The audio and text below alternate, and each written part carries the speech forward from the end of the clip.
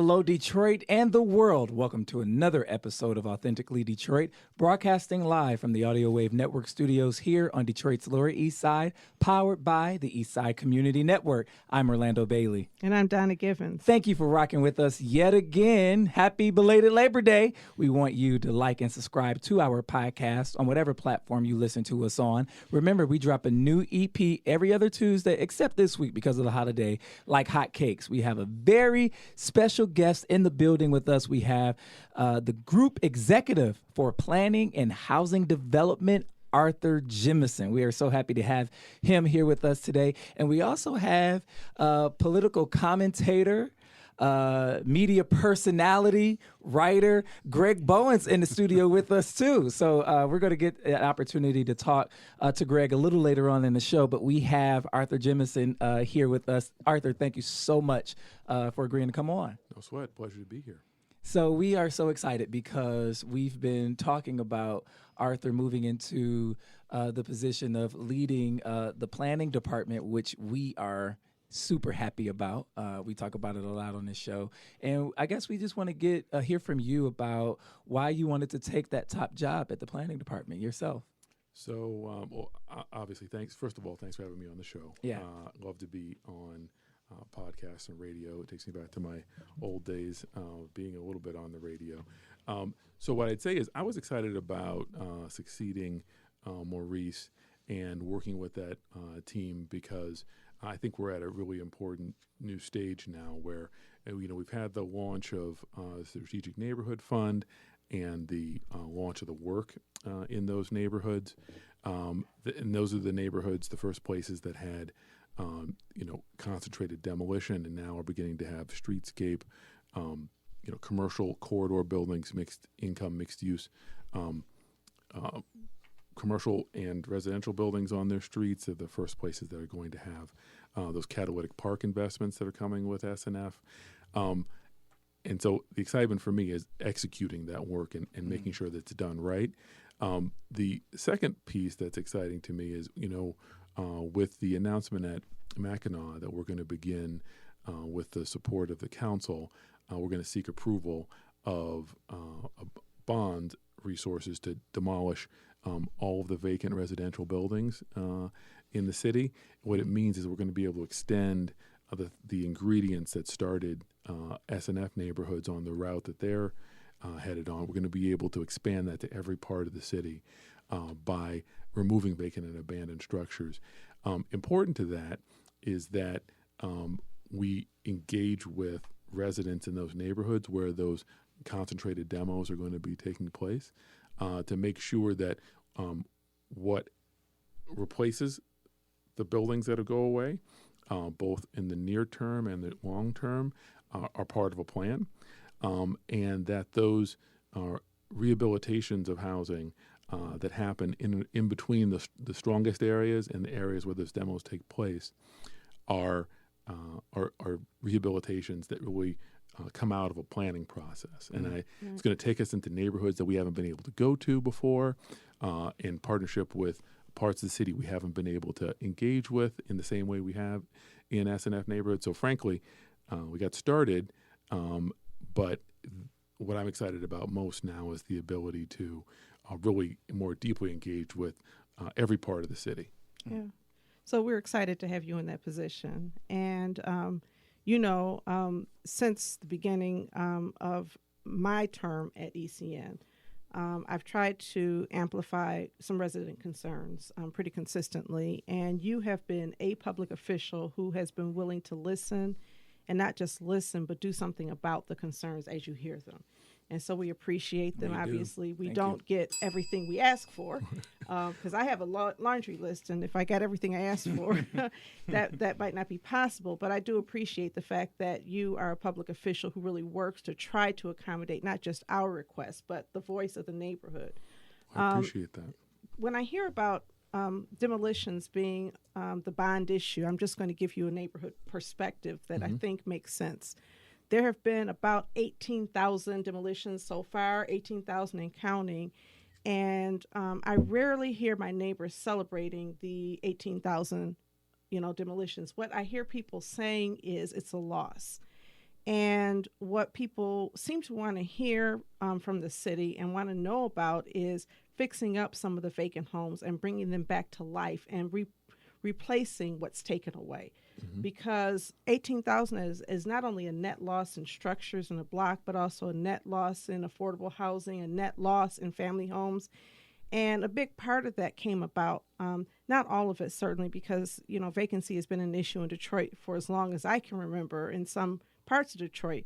But a big part of it came about because of foreclosures, and a portion of that being illegal tax foreclosures in the minds of many residents who believe that properties have been overtaxed, and that people have not been given an access to property tax exemptions, don't know about it, that kind of thing. So my question to you, with that long segue, is what is your vision for addressing those concerns of residents who want to see more than just demolition, but want to see redevelopment, and not just in those strategic neighborhoods? So appreciate the question. So I guess the way I look at it is, when you think about what are some of our strongest neighborhoods, what started them on the road to getting the kind of property values they have, getting the kind of reinvestment that they're getting, because again, the city can't do and public sector can't do all of the investment. It needs to be sort of a partnership with the marketplace to get neighborhood change to happen. I think the way we look at it is to say, if we're talking about today and what we've got today, we've got to, starting with demolition and saying to folks, listen, there's a range of things we can do to make sure that the vacant land that's left over gets reused in a way that might be that's thoughtful and reflects what people want. Should this be turned into some combination of open space? Should it be part of a side lot arrangement that you're able to participate in the near term? And then, in the hopefully not too far along, is this the right place to have new residential development take place? Cool. It's got to be done in partnership with the market. The other part of the question. But I have a question. Sure. What about market incentives, number one? Because parts of the market are incentivized, not just in Detroit, but everywhere. The government plays a role in helping to decide what they want to incentivize. And we have tax credits of all types for that purpose. And I know that maybe there are not tax credits right now that are currently defined specifically for the purpose of repurposing vacant homes in places like Detroit, although I think there should be. And I think that it's interesting that we've had transformational tax credits passed at the state level, but not tax credits to address these housing issues. And it seems like that might be a role for the city to play in helping to envision what that might look like. So just as you're creating this new resource in bond money for demolition, couldn't there be a bond resource for rehab that's affordable? So this may be one of those few days, Donna, where I'm able to actually immediately give you the feedback you're seeking. So what I got to tell you is that— Can I give him a bill sure. on that? Yes, I'm excited. So part of the bond issuance that we're proposing does include specific grant capital is going to go into supporting rehabs and not a small number. So before we've been working out the details of it, but it's a significant investment in single family rehab to go with the demos. So that and this is, I think, something that's very important, at least to me. I think this is widely shared. When you remove a lot of vacant and abandoned houses quickly, and you do it right, we hear some of the same comments you hear from them. Okay, well, if you're taking these things away, what are we preserving? And then how are we reinvesting in those houses that can be saved? And I think I've got an answer for you that's significant and is part of what we're going to do with the bond issuance. Is going to be money invested in single-family rehabilitations, because we've got to make sure that we're preserving the parts of this, that every building that can be saved is preserved, and that we're investing in rehabilitating them, because there's going to be a lot of those kind of opportunities, especially in areas where you have the sort of, I'm thinking particularly right now of the Gratiot 7 Mile neighborhood or area where we've got JG's nodding his head, by the way. Is that where you're from, We've JG's got from sort Gratiot of 7 Mile. got it. We've got Mohican Regent, a very strong neighborhood right there near the border. You go a little further south on Gratiot near Houston Whittier. Everything in that area, there's a lot of demolitions to be done. Yeah. But between Mohican Regent and that area, there's going to be great opportunities to invest in, again, the single-family rehab that is going to make the difference for folks and provide additional housing. And a lot of it will be affordable because of where it's geographically located. But most important, the combination of the two things together is what we think is going to work, not just an investment in demo. Yeah. Can I ask you this? I'm happy to hear you say that in the midst of demolition that you are also focusing on development and what will happen after those spaces. I'm thinking about Maurice Cox, and Maurice Cox really had a vision and focus on design, and we see that. I'm wondering, for you, what vision are you bringing to the table in terms of development? How do you see development moving forward in your planning department? Sure. Yeah. So appreciate the question. So I'm not sure if this gets a bell, and I don't think it will. But, I really thought that we needed to have, because what the development issues that the city was being asked to focus on by the marketplace in the mid-2000 teens that we've been in, really called for a particular kind of residential design to be a focus. And I think that's been great. And when I was asked by the mayor to help him identify someone to be a planning director, I thought having someone with a real design focus would be good. I still feel that same way. I do feel like, and this is one of the council members in a conversation maybe a year, two years ago, said all this energy that you're bringing to design and other issues in downtown, I really, really wish you could find ways of bringing that design energy and excitement to neighborhoods in the work that you're doing. And, the economics of some of the neighborhoods don't necessarily support that explicitly in new housing construction. But, in terms of what buildings we are preserving and keeping and maintaining and reusing, the historic preservation side, there's a lot of room for innovation there. In terms of landscape architecture and design, and I know that one of the subjects we're hopefully going to talk about today has to do with investing in things that have, stormwater and other implications for the city.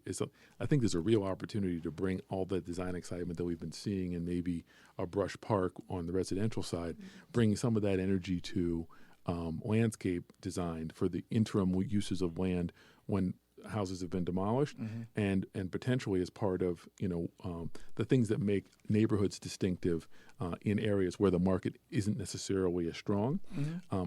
So what excites me about the future in terms of vision is like bringing some of that same energy you've seen in new construction, maybe in downtown or in midtown, maybe in the form of historic preservation and in the form of landscape architecture to give every neighborhood in the city a chance to sort of identify itself uniquely as part of the investment that takes place after demo. Right. I mean, I get excited about design. I was downtown for the Jazz Fest, and it's gorgeous.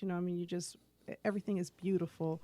And so I think that, having a focus on design, especially in public places, makes a lot of sense. I think that there is a perception among some Detroiters right now that there is almost a cookie cutter mindset around what design looks like in Detroit. And there's not a lot of diversity in vision that has been allowed to take place under the former planning director. Where people felt like certain architects did not have an opportunity to express their vision.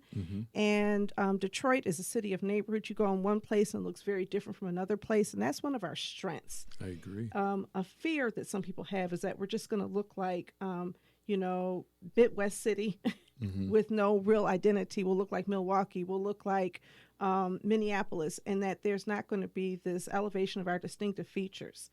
So I'm hopeful that as we continue this conversation about design, there are more voices and there's more diversity in opinion about how to make it happen. I share that hope, and I think that as you go to neighborhoods and you have a different palette to work with, that you'll see that.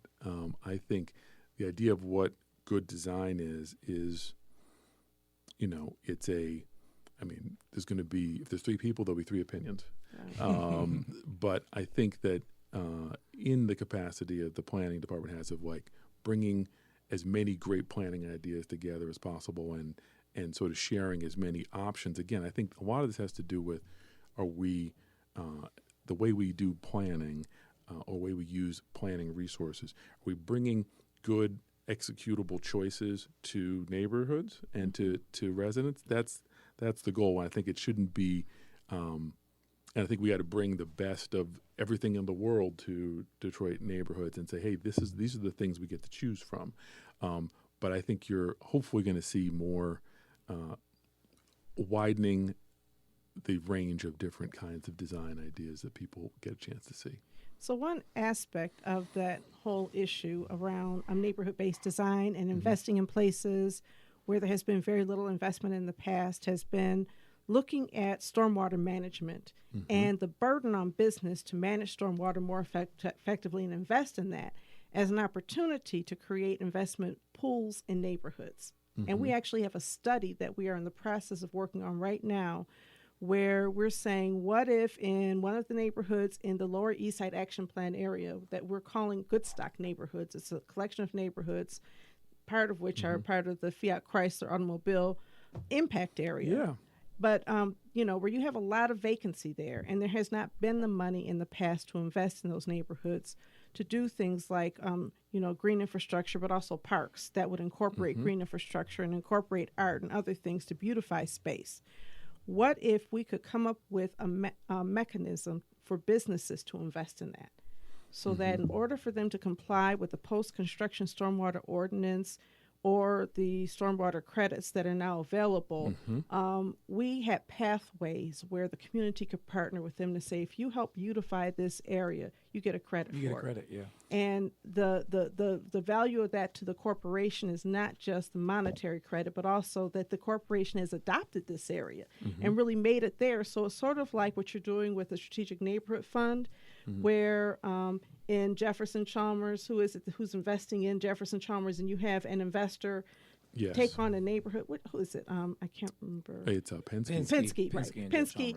Penske says, I will take on Jeff Chalmers, or J.P. Morgan Chase will take on another neighborhood. What if we did that for stormwater management, and then they also got credit? So, again, I might have an opportunity to talk about something we're doing that has some similarities. So, in Eastern Market, we've got a plan that's been underway where they're talking about there's a word they're using for it that I'm not remembering. Yes, and they're saying if we can get this stormwater, if we can get these use city-owned land to create something that's going to absorb the stormwater, it can be a benefit for the whole area. Right. So I know that that's the direction they've gone in.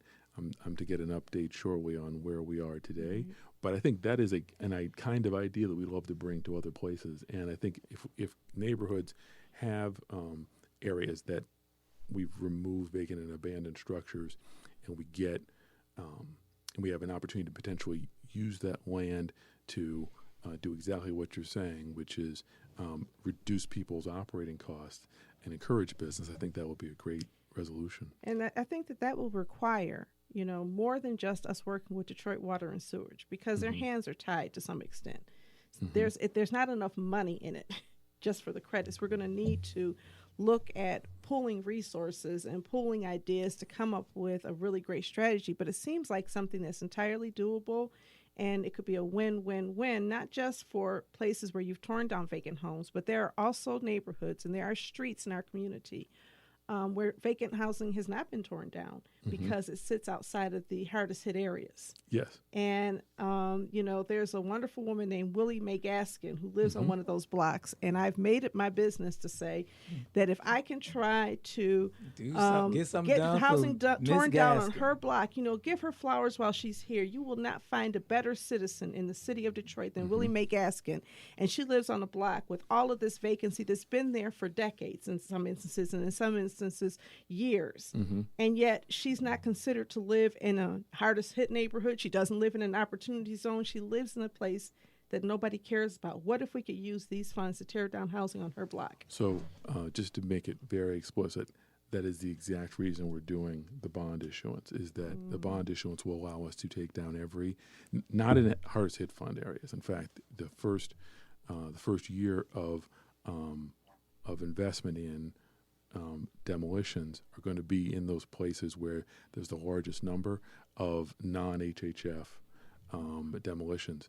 And we're able to do that because we're using non-HHF dollars. And so it's too soon for me to say, Willow Mays, how those houses are going to come down next year, but I know that's where we're starting, are the places that haven't been HHF areas, where the general fund proceeds and the bond proceeds will make it possible for us to do that. Again, when you start balancing out, okay, what's the right way to, if you have the ability to go bond for, what's the right investment? I think the feeling the mayor expressed in the speech was, we can get rid of every vacant and abandoned residential structure in this town. He gave us a deadline. Let's extend the sort of plant the seeds of the good things that have happened in a few places everywhere, so that everybody gets access to them. Let me switch gears for a minute. I want to uplift a concern that I hear a lot from my colleagues in community development about the role of community development organizations in this mayoral term, right? In terms of planning, in terms of development. Arthur, I'm interested to hear from you where you see community development organizations playing a part in these processes. Sure. So this is an idea I've been ruminating over with members of the department heads in my area. But I think that as we expand into these new areas with demo, I would like to expand into those areas with planning as well. And I think one of the issues with SNF had been that, just like any other, if you took a cross section of the city and said, is there a strong CDO in every part of every one of these SNF neighborhoods? The answer is no. There's a range, just like anything else. There's a range of strong and places that probably don't have one. Right. As we go into every part of the city with demo, in particular those places where there hasn't been any investment, it's going to bring us in contact with every CDO in the city. So I've been thinking with my colleagues about ways to more explicitly get community development organizations involved in planning, because we're going to be having the city enter areas where neighbors may already have developed their own plans. Right? Absolutely. We're going to be going into places where, as we have been, in the plans we've done. Yeah. I'd like to find a way to lift up the work that's been done there differently, and to get more active partnership with the CDOs in those neighborhoods as part of the planning process than maybe we have before. I can't tell you today I have the exact method to do it, but I will say that's a priority of mine, is having CDOs much more active in the planning process. It's hard to look at it this way, but we began to look at this when we had CDAD and other organizations propose to be part of planning teams. And while in some places they were on teams, other places they weren't, it was a way of trying to figure out, how do we get this relationship right? Because if you went back 10 years, you'd say, I'm sure folks were saying, maybe they weren't, but I suspect they were saying, boy, would it be great to have the city be a partner here in a different way than they were at that time. And I think now I hear CDOs saying, I wish the city would actually give us more room inside the same space. I think we got to find the right balance between those two things. Having been here in those days, let me tell you what people wanted. People appreciated having the autonomy to envision with neighbors how neighborhoods should look. And I was at Vanguard Community Development Corporation in the early 2000s, 99 through 2007, and we had an opportunity to envision what neighborhoods could look like. There were not the resources necessarily on the table to invest in neighborhoods, and there were not always standards of excellence, and every neighborhood organization did not do an excellent job. You had intermediaries like Detroit LISC, helping to invest in that work, and now there is no central investment portal, although we've had some foundations step up in a mighty way. But not even close to what we were getting when we were getting money from LISC. And so I think that if we really want community development corporations to be involved, A, partner with us, and B, fund us, because the reality is that it's not free. And a lot of times there's this mindset, and I don't know if this is coming from the planning department or others, that when community development organizations are involved, they should be doing it because they care about the community. But when there's a private sector partner involved, they're doing it to get paid because these are professionals. And you have this, not you, but there is sometimes this mindset that professionals, meaning architects or professional planners, deserve to be paid, and everybody else should do it from a place of goodness. And a lot of our peers are really struggling to keep the doors open. So it would be helpful to know, and I know that there have been some conversations that you've had about investing in the capacity of community development organizations and general operating support for those who are doing a good job. Is that still on the table? So there's two answers. One, I've been watching closely with the way that Kresge and other foundations are beginning to do that. And I have been curious about the way that we need to be partnering with them to do that. I think that in the context of doing good planning, and then I think, as important, doing great implementation, you need stewards, you need people to be resourced properly to be stewards. They need to have a scope of work, they need to have metrics, they need to have deliverables, but saying I'm open to that isn't quite right. I'm interested in it, and I'm working with my team to figure out how to do it right. Doing something like that with, I would want to do something like that with foundations in partnership, but saying that I'm open to it, again, is not strong enough. I think we're looking at it closely. I'm glad you're using your words carefully. I wish we had more time with you, Arthur. I just want to give you an opportunity before you go, because I know you have to go. I have one more question. Okay. And that is working with ECN, Eastside Community Network, because we are here with Eastside Community Network. Yes. And I know that there's a planning process that's about to be unveiled as a result of the Fiat Chrysler Automobiles expansion. Yes. What role do you see for ECN in that process? Well, that'll be an early test, right, of my comment about interest. So, we've been very busy trying to meet the deadlines that we laid out in our agreement. If you told me that in the next week or so we were ready to, I would say I don't think we're ready to do that. I think the next milestone we have is it's got to be in the next 30 to 60 days. So why don't you have me back? If you in 30 to 60 days, we would love to have you back, and hopefully you'll be willing to have me back, because you will have seen activities. You guys have done a plan in this neighborhood that we're working in, yes, and so that's where I think the conversation's got to start. Is let's make sure we have an understanding of your plan, and then let's make sure we have an understanding of what you guys are best at and how you could participate in the planning and implementation in the neighborhood. I'm interested in that. That's good to hear. And then one final thing, Sure. And that is that where we're located, and standing in our backyard, we can see structures being erected, but we are not getting updates from anybody about what's happening. And that feels slightly interesting to me. We are not part of the Neighborhood Advisory Council. Okay. And I know that they are being updated on construction, but it seems as though the Community Development Corporation that is adjacent to this expansion area should be in a position of sharing with our neighbors and understanding for ourselves what is happening in our backyard.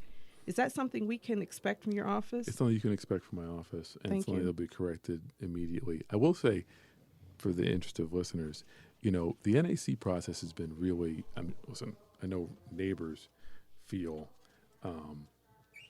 probably the same way, maybe for different reasons. I think we're all learning a lot from doing this. One experience I'll share is that, you spend time in a concentrated period of time getting a group of neighbors up to date and informed at a high level about a development project, and then suddenly, you hear from them once a year, right? there's got to be a mixture of, because how do you get in a panel? Because people go to a party store or a coffee shop or whatever, and they see their neighbors. Neighbors say, "Hey, what's going on with? I see something coming out of the ground over there," and maybe they don't have. We have to find a way, because the letter of the law is there's got to be one meeting every 6 months. But is that the right cycle to take a group of 9 residents who you engaged with in a concentrated way? And we have to. That thing has got to be. We have to learn something from that. And I think we are. Well, I think it's a limited process. I think I have a lot of concerns about how the law is written. That nobody from ECM was able to participate at that time, even on the Neighborhood Advisory Council, despite our stakeholder interests. None of the businesses nearby were able to participate in a meaningful way. And so privileging some voices at the expense of others is problematic. And then when those people are seen as community representatives, although, as you know, 7 of them were political appointees and 2 of them were elected by the community, none of them represent everybody. Nobody can represent everybody. Let people represent themselves, and that means that we have to have community meetings. Eastside Community Network has Lower Eastside Action Plan. We have once weekly updates that we send out to 2,000 people in the area. And so I'm not saying us instead of them. I'm saying us and the Neighborhood Advisory Council and any other community group. There could be an update newsletter or something that's produced by the city that everybody gets, so that this group of people is not the only group of people who gets to know what's happening. And I will say, during that entire planning process, they didn't hold one community meeting to ask the community what they wanted. The only meetings that were held were the meetings that you were at the UAW, and then the one at the Salvation Army. In other communities, the NAC has really worked to engage the community and draw in community voice. We didn't see that happening here. And so, I think that there are some improvements that hopefully City Council and others will correct as they move forward with the NAC. What I'm asking of you is just that you keep us informed. Absolutely. I'm happy to do that. And I'll make sure that it happens. Thank you. All right. What? Thank you, Arthur, for coming on with us. Please relay a happy birthday to your Absolutely. wife. Yes. We're close in birthdays. My birthday was yesterday. My 30th happy Mine is the birthday. 19th. You married a Yeah. Virgo. Yeah. Good Yes, I choice. did. Yes. Thank you so much, Arthur. you. No We sweat. are moving into Fresh Off the Press, and we're bringing in Greg Bowens for this segment. News that we are thinking about. This is our commentary on news items relevant to the city of Detroit. If you have news items that you want us to cover, you can send them to authenticallydetroit@gmail.com or hit us up on our socials at Authentically Detroit. Shout out to all of our new partners on Facebook. We got a bunch of new likes, and Model D for shouting us out for one of my the goodness, podcasts yes. that Detroiters should be listening to. So Donna, fresh off the press. Well, fresh off the press. Detroit Public Schools Community District scores gain on Michigan's, but there's a long way to go. Let's just say they gain on Michigan's, period. That is such positive It is good news. That Detroit scores are rising. Yeah. They're not huge improvements, but they are improvements. And the reality is that there were people who felt as though Detroit Public Schools could only go down and have seen Detroit Public Schools as the bottom of the bottom. And I don't think they improved by accident. There's a couple things that you see happening in the school. There was an article in the paper that Nancy Caffer wrote today where she talked about how to recognize a good classroom. And there's actually, I think, a tweet from Superintendent Nikolai Vidi where he has a picture of a quality classroom and talks about what's happening inside of that classroom. Having an educator lead the education of our city is a good thing. Yeah. It's not perfect. I don't like every decision. A lot of reforms. But I'm going to tell you, having somebody who understands what should happen in classrooms is always going to be a good thing. Shout out to Dr. Vidi for saying that the Detroit Public Schools will be a sanctuary district. I like that. I really like that. Yeah. That made me feel good, warmed my heart. I wish Detroit was a sanctuary city. But when you see also that Detroit is reducing its dependence on long-term substitute teachers, that's a great thing. And it happens because of one thing, and that's because they're able to compensate them. So substitute teachers are leaving charter schools and going to Detroit Public Schools, and I see some charter school advocates saying that's not fair. And some people trying to minimize the importance of having a certified teacher in the classroom. But I'm happy about these changes Yeah, they're and calling hopeful. them master teachers. Master teachers, Yeah. hopeful about the future of the city of Detroit and our schools when I see these changes. And there were a few schools that were converted back to Detroit Public Schools this year, 3 of them, and 1 of them in our neighborhood, Hamilton K through 8 school. Ella Middle is now open back up as a Detroit Public School, and I'm Yeah. guessing that as a Detroit Public School, they've invested in that building. I They're couldn't gonna see it from the millions outside. of dollars, right? Well, I couldn't see it from the outside, so I'm hoping it's beautiful inside. but it's the investment is there. It's open. It's a Detroit Public School. I'm waiting to see how many kids from the neighborhood are actually going to that school. Yeah. Hopefully, good things. Yeah, yeah. And just want to make sure that we cite the source that we read the headline from, and that's Chalkbeat Detroit and Bridge Magazine. So, Thank you. fresh off the press. Greg, did you have any comments on that? No? Oh, on which part? I mean, we are all, everybody's happy when, test scores go up for kids. And I think that, I understand the focus is Detroit and what's been going on. We tend to talk about these problems these challenges in a vacuum, because the same kind of issues that Detroit is facing, East Point is facing. The same kind of issues that Detroit is facing, Southfield is facing. Public schools, particularly public schools that are majority black and brown public school systems, are having huge challenges. And so when Detroit can model the way forward, I think it will have a ripple effect, around metropolitan Detroit and probably across the state. Sweet. Fresh off the press, Crane's Detroit Business reported that after 59 years, Cobo is officially renamed the TCF Center. So hats off to the people in charge in the city of Detroit recognizing that the name of Cobo needed to change. We know and understand the kind of mayor that Mayor Cobo was, a racist mayor that promoted segregationist practices. But I guess TCF Center is cool. I'm really not in favor of this trend that I'm seeing around our public spaces being named after corporations. It's like there are so many amazing. We're losing Joe Louis. Right. For me, that was an opportunity for us to continue to memorialize Joe Louis. And so we have, we got Comerica Park and we got Ford Field, and, are we no longer honoring amazing people? Wasn't it Jamie Dimon who just said that corporations and CEOs were no longer going to make decisions just for their investors? They're going to make decisions for the public good. I think he said that. And, not that I believed it, but here you have, because that's the way our corporate structure is made. But when you commodify everything, then everything loses its inherent value. You take this guy who is just a horrible guy, who was part of Detroit's history, and I'm sorry, he was a horrible person.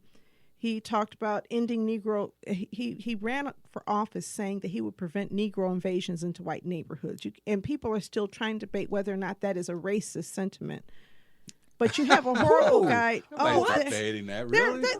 Some people consider him racist, and you see the way that the news media couches this. They don't call him racist. He made racialized opinions. Oh yeah, but so sick of racism. Wait, can we just pause on Right. like racialized comments? I'm so sick of hearing that. It's racist comments, y'all. It's racist. Well, he was held up as a hero at the time. And so, Cobo was not the first one to make fear of a black planet a real thing. And so he took advantage and got elected, and that was the thing. It's interesting when you guys point that out. Yeah, the name needed to be changed, but if we start changing names of all these people around here, then Cass Tech is gone because Lewis Cass owned slaves, and he was the first governor though. And Wayne and all, you can just start tearing down statues all over the place. And I don't mind that, to be honest with you, because sometimes history has to be let go of.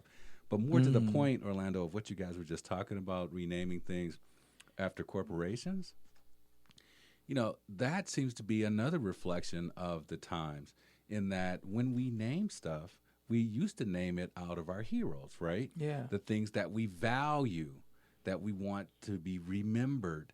And so I think you're really hitting on something there when you talk about Comerica Park and, the Little Caesars Arena and all that stuff, because these become our values. So what does that say about us as a society, as a community, when we've shifted from people? And I had a conversation with somebody about that, saying, well, that happens to work at TCF Bank, but it was sort of, well, if you name it that, somebody's going to get mad, whatever you name it. If you called it Rosa Parks, somebody else wanted it something else. And I can understand that sentiment, because I think the new bridge that's being built, should be named after a black person. Hello, but I want not Gordie Howe, but that's just me. I want to push back on this whole concept that we have to rename everything Lewis Cass owning slaves.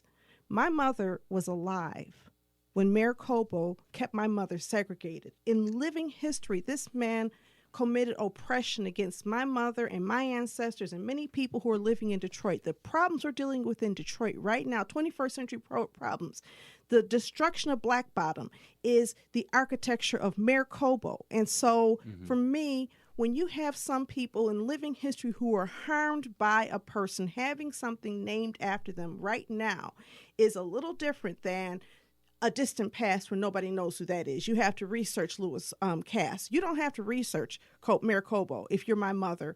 If you are my aunt and uncle, they know what it is. And so every time they look at that name is a reflection of their lack of worth. And so I think that I do want to push back on that just a little bit and say that it's important that we not minimize. Well, I respect you. I got a lot of love for you.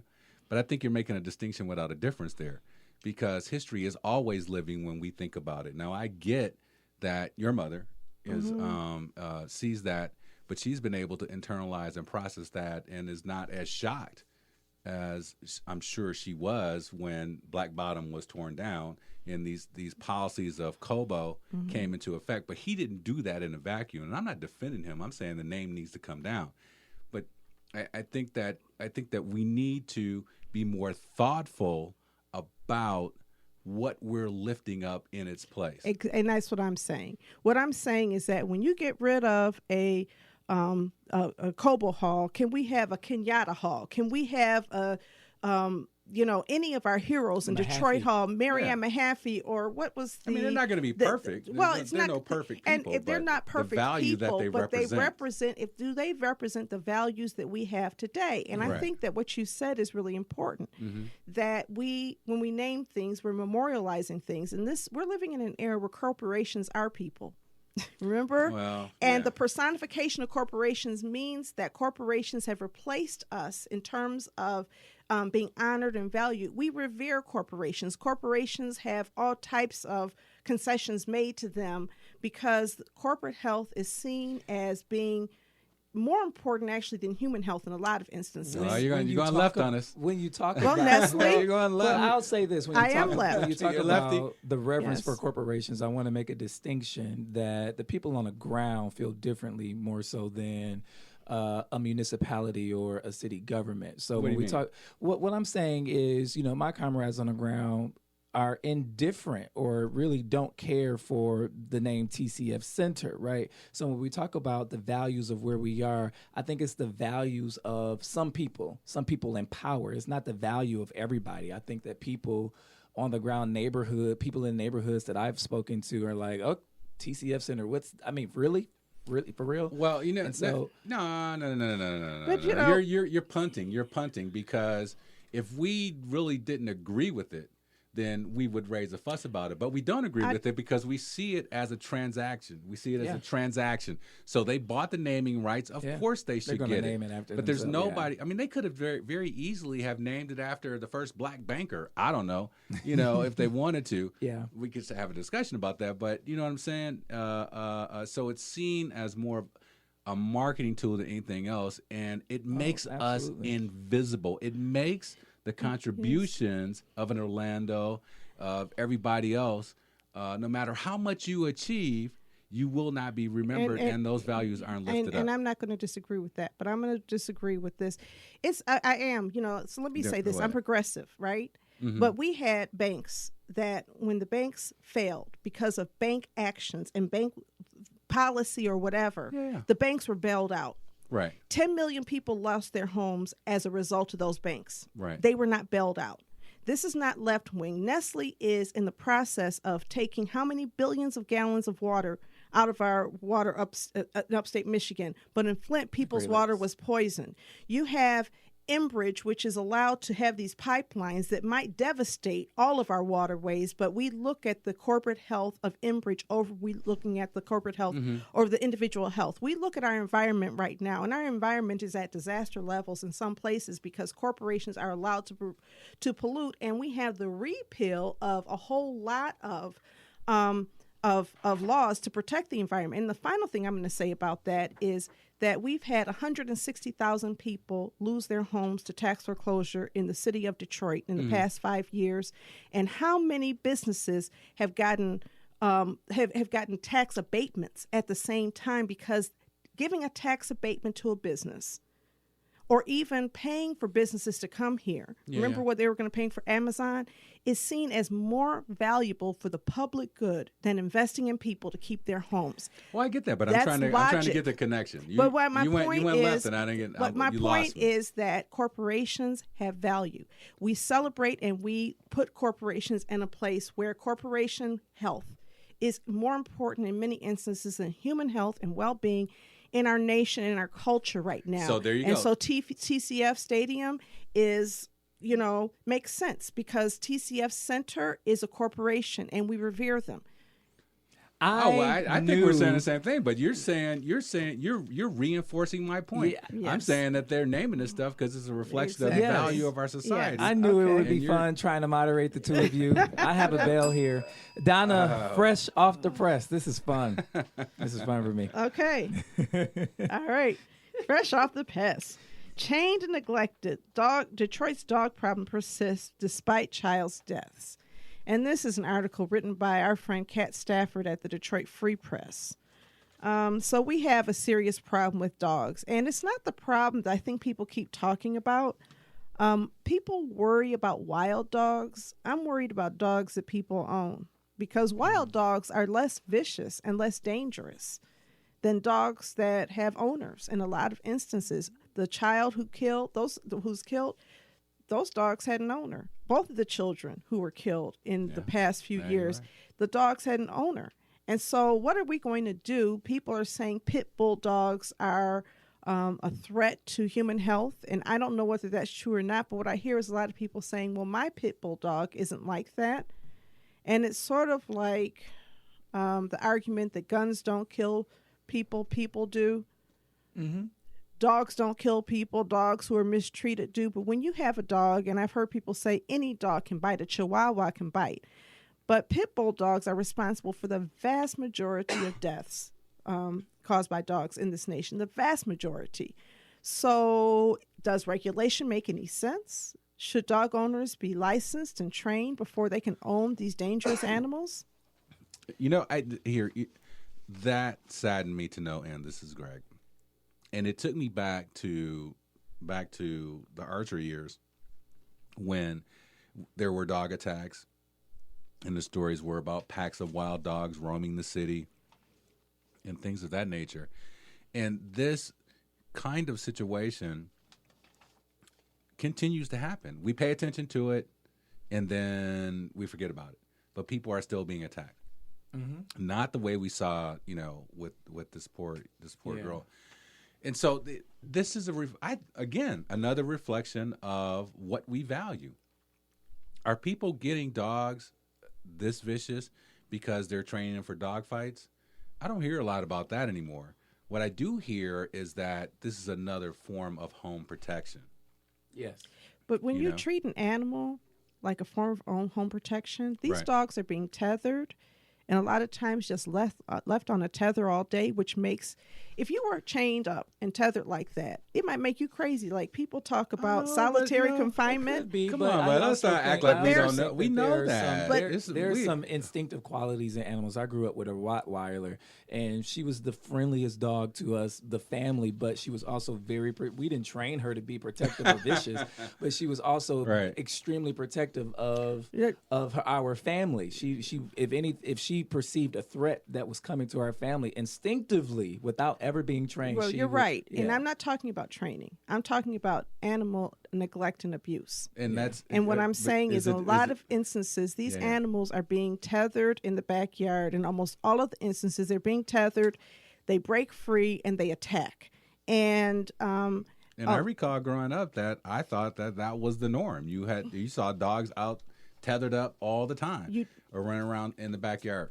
And so, but I think that a lot of animal psychologists and a lot of veterinarians will talk about the impact of tethering an animal. Right. And that's the reason the laws now read that you can no longer tether an animal for 3 hours at a time, because of the violent consequences of treating a dog in that manner. And so I don't think people... But who has time to do that? Who can do that? Who can... You go to work, you put your dog outside, you chain it up to the whatever by the dog house. The idea is that you keep your dog inside. The idea is that you train your dog and you keep your dog inside. And you can do that. You don't have to leave your dog outside all day. You can't keep your dog inside all day either. You can leave your dog inside. You'd be surprised what you can do with dogs. I think that's where animal training comes in, because a dog was trained for the house. My dogs, I had dogs that stayed in the house all day long, and you come in outside, and the one dog would never use it inside. Yeah, and take 'em out. so especially big dogs, little dogs have a harder time controlling themselves. You can put them in a little crate, but a big dog you can leave in.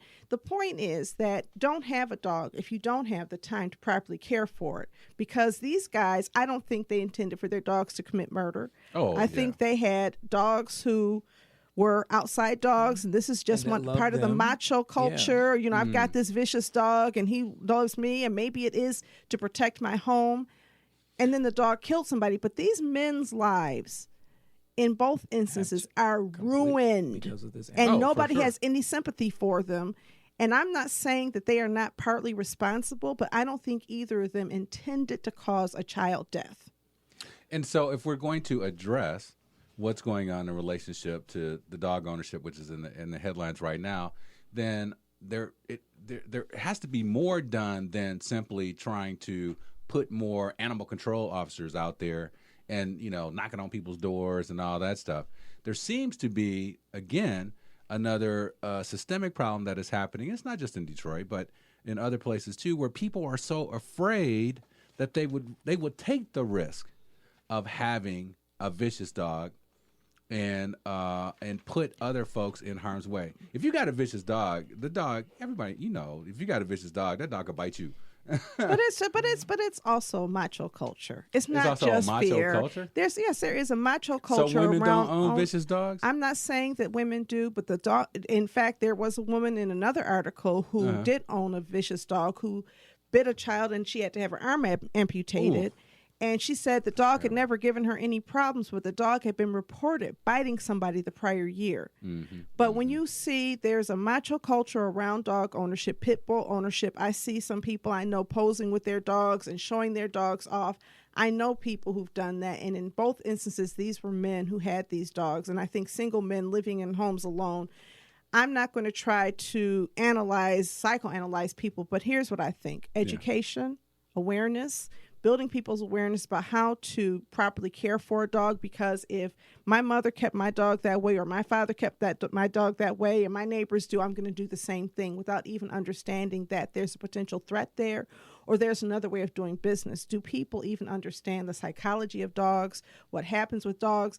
I think that responsible dog ownership is probably the best way to go. I don't know that banning breeds will help, but I think helping dog owners understand how to care for the breeds they have will go a long way towards reducing bites. I don't disagree with that. Desperate times call for desperate measures. And you can't have chickens roaming around in your yard in Detroit anymore. You can't have farm animals in your yard anymore.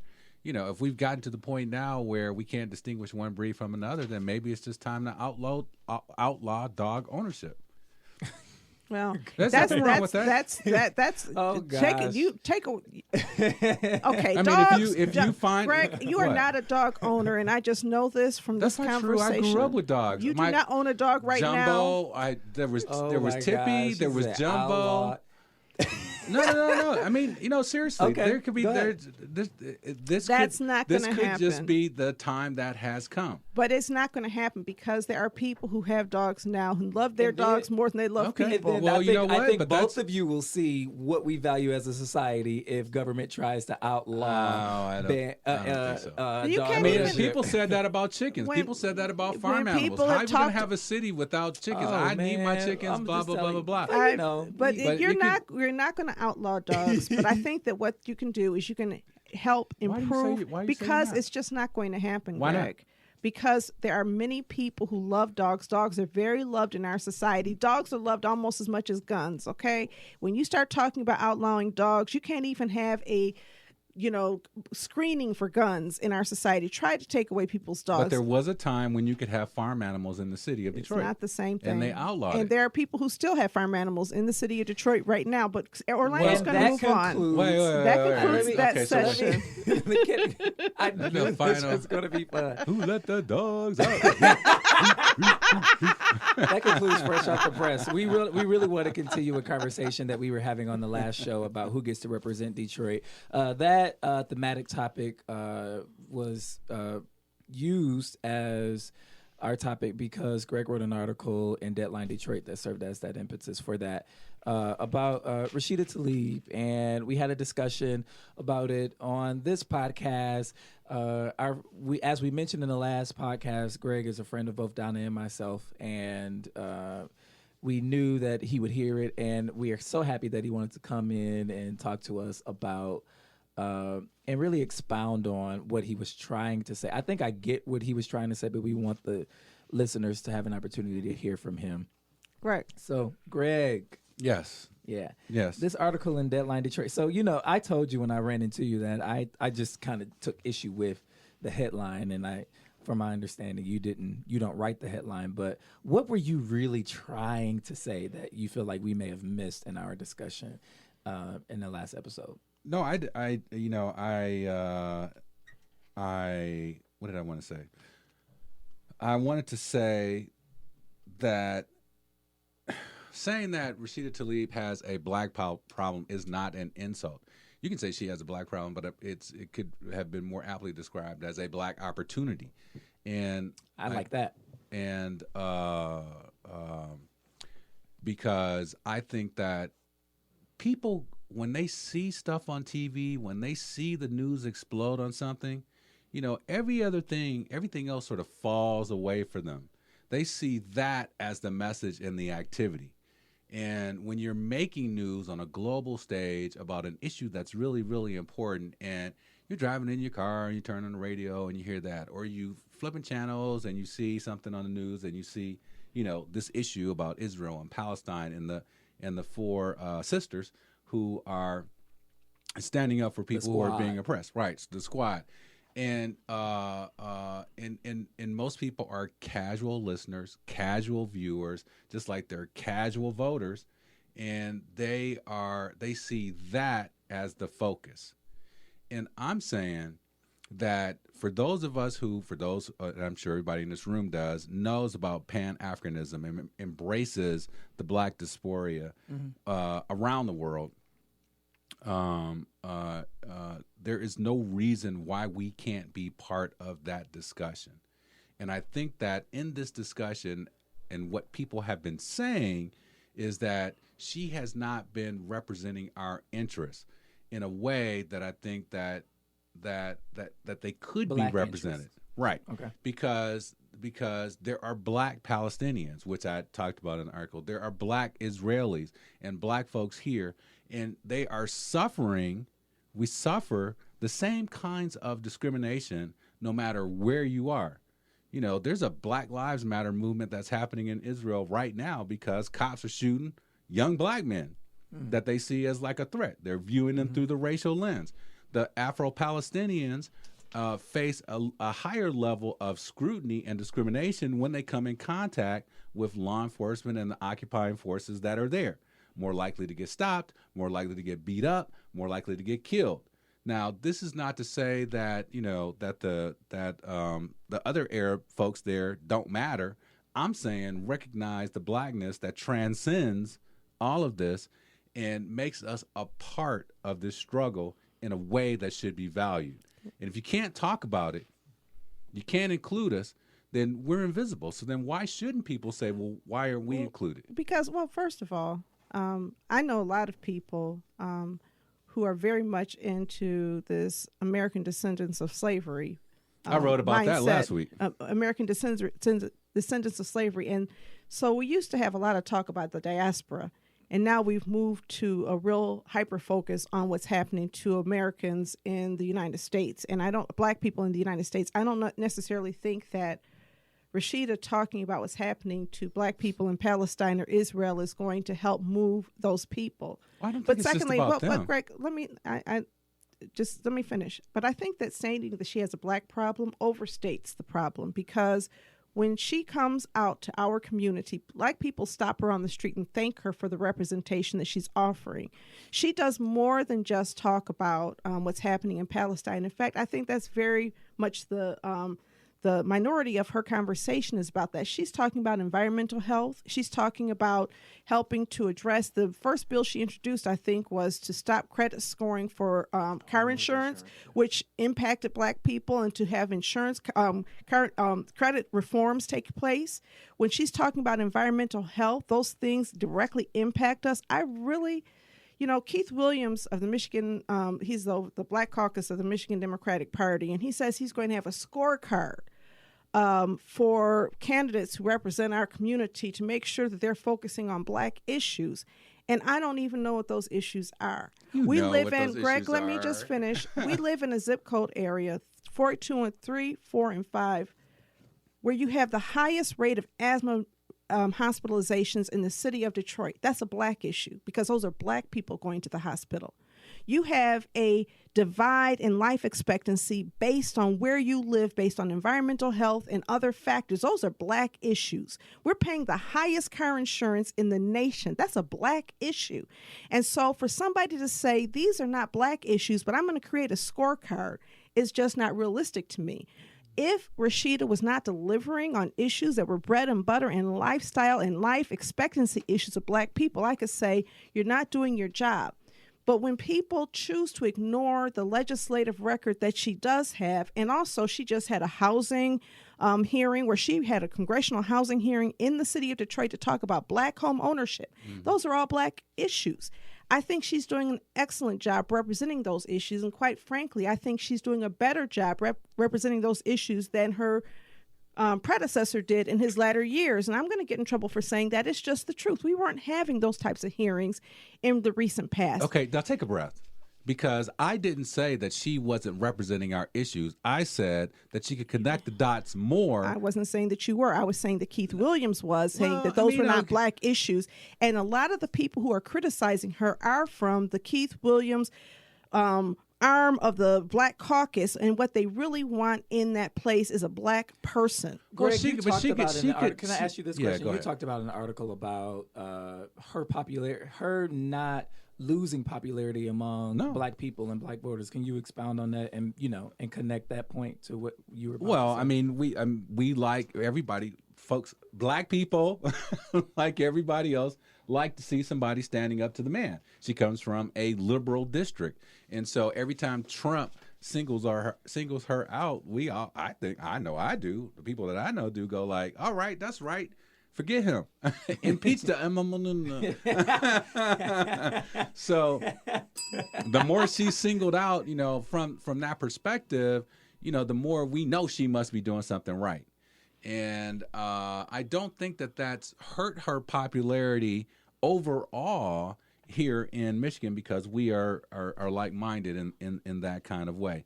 But I want to remind you now that we had a righteous brother in Hanson Clark, who, from this area, from the east side, half Black, half Bengali, driving around his Lincoln, right? Who went to some struggles and went to Cass. I know the brother. Yeah, he snatched the mic out of the hands of them white folks in Lansing when they were trying to pass a law to take over the school district. That's how hard he was, and how righteous he was. And he ran against Carolyn Cheeks Kilpatrick. He did. I remember that. He was like, I'm down with the people. And I love the brother. When he got there, he was celebrated as the first Bengali elected to Congress. And people had to do a whip, thing with their neck for a second, like, okay, I knew the brother was mixed or something, but it was one thing to claim your blackness. It's one thing to claim your heritage. It's another thing to diss people in the process. And that kind of feeling was a feeling that did exist when it came to Hanson. And I think if Rashida is not careful, if she doesn't not just speak about black issues as it relates to housing and in these generic kind of terms, because the environmental racism that you're talking about, is racism. The housing discrimination, and she says it is. I know, but she's not saying it on NBC Nightly News. But she's not saying it on those big venues that are grabbing attention. And you can and that's the reality. People see that, and everybody's not coming to the community I believe meeting. that she did go in, and she was on national television calling somebody out as racist. And it was at one of those hearings. I can't even remember what the hearing was. And people said, why does she get all of the credit for calling somebody out as racist in a congressional hearing? And I can't remember who it was, which of the congressmen he turned to and said, wait a minute, I'm not racist. Our families go way back. You can't say that she hasn't done it, because she has. She's put it in her literature. The reality is that Hanson Clark lost in part because of redistricting. And he came up across a person who had been mayor of Southfield. And when the districts got changed, he no longer had just Detroit. Remember when the third... He never had just Detroit. But it was largely Detroit. Redistricting helped get him out of office. So I think that the question I have is whether or not people in our community, she came to our annual meeting. But sister, he won Detroit. But I understand. And it wasn't enough. I understand it wasn't enough because the black folks in other places were like, yo. Because they knew Glenda Lawrence, because she was a mayor. And all I'm saying is that when you had this very tough race, he was not able to take his message outside of there, and she was. And okay, all I'm saying is, don't listen to me, Rashida. All I'm saying is, Rashida, I'm not Rashida. I'm not Rashida, and I'm not making this point. I'm making a point just like you are, and I'm not making it personal like you are. So all I'm saying is, take a breath.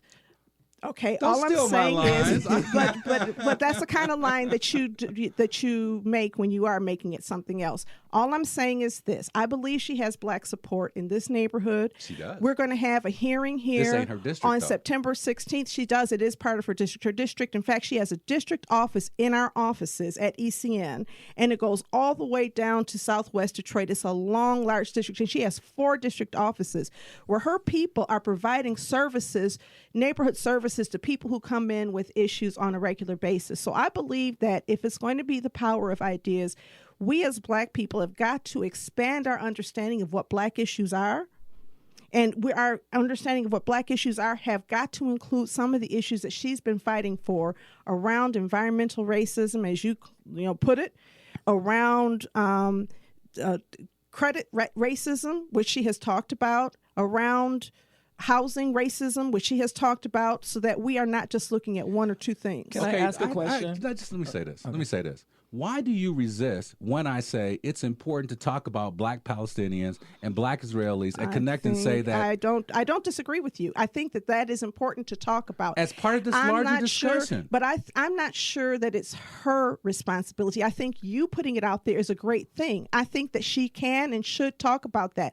I really don't see Rashida talking about Palestinian issues all that much. I see Rashida wanting to go home to Palestine and visit her people, and I see her saying that Israel is an outlaw nation. Now, I think that if what she wants to do is also include that information, that's fine.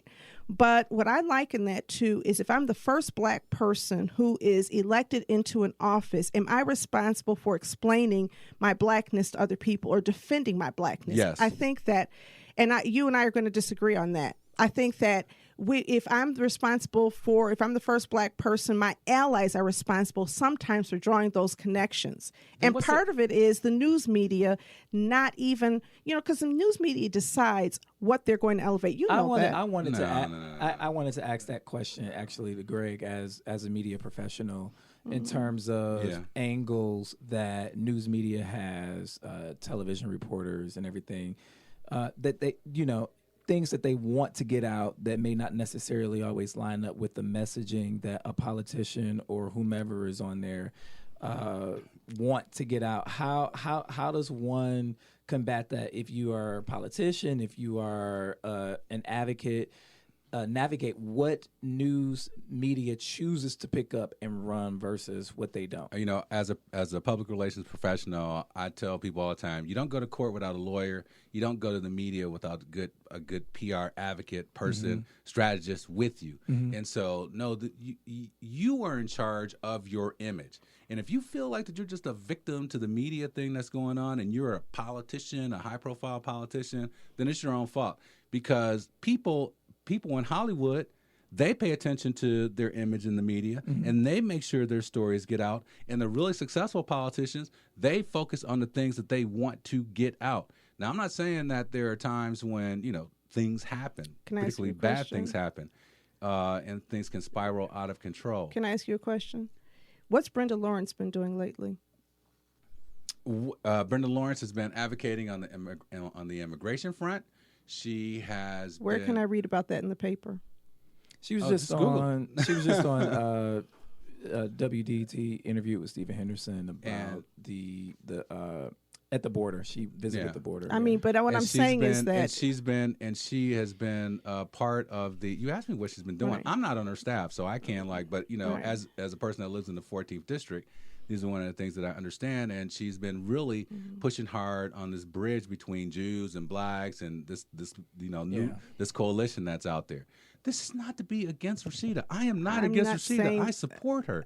My point is that you said that people are responsible for their image, and my point is that when you are in Congress, very few people in Congress are getting any media attention at all because the media picks and chooses who they're going to pay attention to.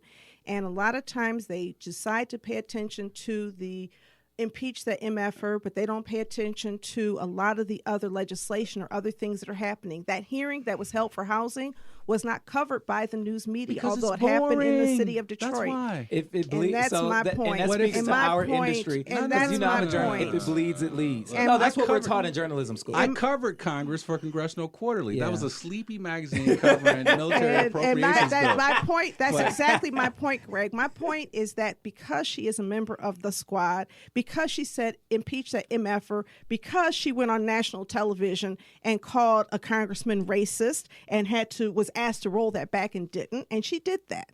Because she did those things, she now has an international recognition more so than most other people in Congress. There are over 500 people in Congress, and everybody doesn't have a chance to shape a narrative that they choose. What happens is a few people get singled out and get looked at. So you have AOC, and you have Ilhan Omar, and you have Rashida Tlaib, and then to a lesser extent, the other sister, whose name I can't... you know what? Everybody... Ayanna Pressley. That is the news media also contributing to how they elevate issues. That, you know what? I hear you, and so I guess we're just gonna have to disagree on this. Yes, it is true that the news media can amplify stuff, but they can't make up stuff. And if you're not out there pushing the issue, then there's nothing to be said about it. So I think that she has a great opportunity, and I disagree wholeheartedly with the idea or the thought that somehow we as black folks are not part of the discussion or can be part of the discussion about the Middle East and the freedom of the Middle East and the oppression that people are feeling. I think we should be. I never said we shouldn't be, Greg. So when I never said that they shouldn't be. I said that it is not her sole responsibility to bring that up. I think if that's going to be a conversation, make it one. I don't think that conversation is going to fix her relationship with the 13th or 14th congressional districts. I just don't think that the people in charge of the Michigan Democratic Party care about black Palestinians as their primary issue. They say we care about black Detroiters. Right. It's not. It's a way to make a connection, a way to cross that bridge. And this is the thing that the AOC, the American descendants of slaveries, are talking about, and my brothers and sisters who feel aggrieved. Now, I don't know what it is, but there are 16 members of Congress here, 14 congresspeople, 2 senators, and we've been regulated to 2 seats. Now, from 1955 to 1965, it was one seat that was held by Charles Diggs. And then John Conyers came along and we had 2. Now, this congressional delegation is more diverse. We have more women. We have more different races. We got Jewish folks. And we have Arab women. I believe a black woman. The last survivor is what they're sort of like is looking at. But the irony is that in order for the congressional delegation to be more diverse, does it mean that black folks have to lose representation? Now we're not even touching on that, but that's part of the resentment that we feel. Of course it is. Why does everybody else get to gain, but we have to lose representation? Well, I think that is one way of looking at it. We have gained representation, but our representation is in different places than it used to be. We actually have more black people in Congress now than ever in our history. I'm talking about Michigan. But Michigan doesn't because of redistricting. We know redistricting happened with a purpose, and the Republican Party, that's a federal lawsuit. We're trying to change this right now. I mean, but I do want to point out, because you told me to Google it, and I did. There is. And the last article on Brenda Lawrence was written by you 1 week ago when I Googled it. Tell us about that. Yes, but I see it. The last article written about Rashida Tlaib was 9 hours ago. She is getting more press, and the press is driving a message because the press has decided this is how we want to lift up this issue. We are responsible in our community for deciding to support politicians who are addressing issues that are critical concerns in our backyard. And I believe that she is doing that. And I also believe with you that we have a responsibility to look just not what's happening to black people in America, but what's happening across the diaspora, and to heal that diaspora so that we're all working together. So I'm with you on that. And what I'm saying to you is you raising that issue made me go research it, and I found out about what's happening there. And I think if you continue to do that, and others of us who are allies and really thinking that the diaspora has to be whole, not just in Detroit or in Michigan, but all of us, we're all black, and we are all brothers and sisters across. And hopefully the focus on 1619 has reminded us how we came here, that we came from another place, and that we are connected. Yeah. Well, right about that. At the end of the day, and another thing, I want you to. We're actually all friends, guys. I don't know if you can tell. No. You folks are passionate. Yeah. We're all passionate about what it is, because the things that we talk about are really, really important. And I hope that at some point we can come back to this. We would love to have you back on, Greg. About black representation and this feeling that we're losing things. And I think that's what people are really getting to. I think that's another Because discussion, where's the brother that came out of Saginaw? Where's the sister that came out of Muskegon or Flint? Where's the, brother? I mean, there are black pockets around the state. And when we're talking about drawing these districts, right? The only place we get some love is like right here in Detroit, and they do flips trying to include black people in the 14th, all the way, down this way, all the way up to Crystal Lake or whatever it is, it's Harbor Springs, way up there. And why isn't that same kind of effort happening in these other places around the state? I'm going to agree with you. I'm going to say we should have a conversation where we examine the effects of emergency management on all of this. When we examine the voter suppression that's called emergency management, right, and when people feel as though by electing people who look like them, they might lose control of their budgets. So that's one thing. We should examine the impact of gerrymandering. But I think what I don't want to do, ever get comfortable in, is having one oppressed minority group feeling exploited by another, because the reality is divided we fall. When you look at Rashida Tlaib's track record as a social justice activist in the city of Detroit and her work with black and brown people across the city of Detroit, she is not an outsider who came in and took power from us. And I think it's important that we acknowledge that and embrace her. There are people who are Latinos who have lived in the city of Detroit forever, and they've got one elected official representing them in the name of Raquel Castaneda Lopez. And so when you look at the fact that you have so many underrepresented people, you have the largest Arab population in this community anywhere outside of the Middle East, and yet you have one person representing them ever, and she's seen as a usurper of power. The real question is the marginalization of black and brown people, period. And so she's my sister. I know she's your sister. You wrote about her well. And I really Great do job. think You that did. we have to do a great job of elevating the issue so that people know what's happening overseas, because sometimes we can be as xenophobic as black people, as That's white people who elected Trump, and xenophobia is not good. We have to care about those people beyond our borders. And with that, we're running long. We're 20 minutes are. over. So We are. I want to thank Greg. Greg, I hope that you would come back. Yes. On Authentic you'll have Detroit. me. Yeah, we would Yes. definitely have you, because Absolutely. we really want to have that conversation about power that Donna just closed the point on. So what we want to do is shout out. So shout out to my friend Alondra Bolger at COACT, who just was named one of Cranes Detroit's 40 under 40. Shout out to her. Our friend from DWSD, Palencia Mobley, also got recognized in that honor. And Portia Powell from Chemical Bank, local business owner and friend and committee member of Eastside Community Network, was also recognized in Cranes Detroit 40 under 40. So congratulations, guys. I'm so happy to see you So represented. proud of them. Yeah. And shout out to our board member. Yeah. First of all, Edgar Van III, who is now the Vice President of Diversity and Inclusion at Chemical Bank. Chemical Bank, soon to be TCF. We love you, TCF. We just don't want your stadium named after you, because we now have 2 board members from Chemical Bank, and so we appreciate his representation. He left Wayne County Community College to take that job, and we know he'll do a great job representing us there. He will. And also our board chair, Charles Walker, who is an awesome board chair, if I do say so myself, and he was just named from the Food Policy Council, the food It's an expert. honor. It's an honor. I wish I had this off. I'm gonna off pull it up. Orlando's going to pull it up, but we're really proud of Charles, because Charles, really puts a lot of effort into helping to support this community and support our organization. And he's a man of few words, but when he speaks, we all listen. He is the recipient of the 2019 Food Power Award. Food power. Yes. Food Ring that power. bell. And for those of you who don't know, Yes. he's one of the few black grocers in the history of Detroit. He's no longer a grocer, although some people are trying to pull him back in, but we're really proud of him. Yeah.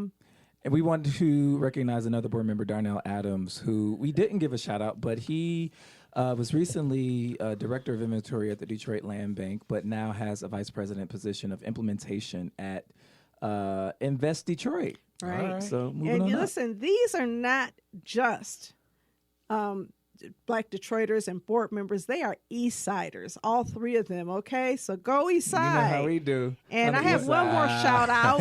I want to shout out to Jonathan Galloway, JG. Woo, Audio Wave JG. Network. We do this thing every year where we honor people through the most outstanding on the East Side. Yeah. Mo Better Awards. Yes. The Mo Better. And what did Jonathan win? JG? Jonathan, who's the owner and founder of Audio Wave Network, won Best East Side Small Business. We had over 230 votes by the community, and we tallied it up. And Audio Wave Network is this year's recipient of Best Eastside Small Business as That the is awesome. annual Eastside Extravaganza happening on September the 27th at the Rooster Tail. Call me 313-331-34994 to register and get your tickets and sponsorships. Yeah, one final plug. Yeah. Not only is JG an East Side business owner and East Sider, but he is also a graduate of the East Side Community Network Youth on the Edge of Greatness program. Hey. Yay! So We we're were in there proud. together, JG. Good things happen on the Yeah. East Side. Yeah. We also wanted to, really quickly, over the weekend, I was able to go to Brandon Hunter, who is a writer for the Michigan Chronicle and a friend to the organization. He did a backpack giveaway in Pingree Park on the East Side. So I am a fierce advocate for the East Side, and I think Brandon almost rivals me in his love and affection for the East Side. So shout out to Brandon Hunter, and I want to shout out our guest, Greg Bowens. Thank you so much. It's always fun bantering thank you with you. for having me. I appreciate We it. love having you here, and Arthur Jemison for being here today on right. Authentically Detroit. So be sure to share the podcast with your friends. Like us on Facebook and all of the other socials. We appreciate you listening. We will see you next time. Yes, we will.